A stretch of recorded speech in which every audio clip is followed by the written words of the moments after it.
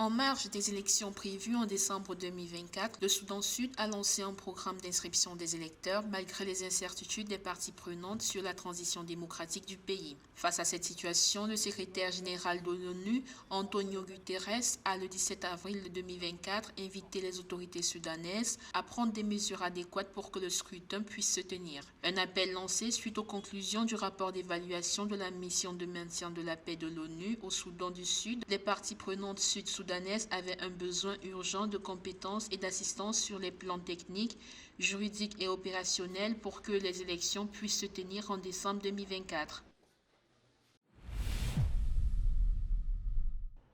Le Nigeria a introduit un nouveau vaccin contre la méningite vendredi 12 avril 2024, a annoncé l'Organisation mondiale de la santé. Il devient ainsi le premier pays au monde à l'introduire.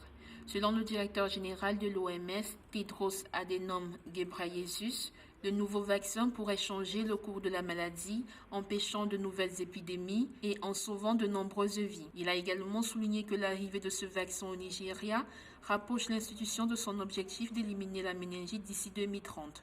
Ce nouveau vaccin offre une protection puissante contre 5 principales souches de bactéries méningocoquiques en une seule injection.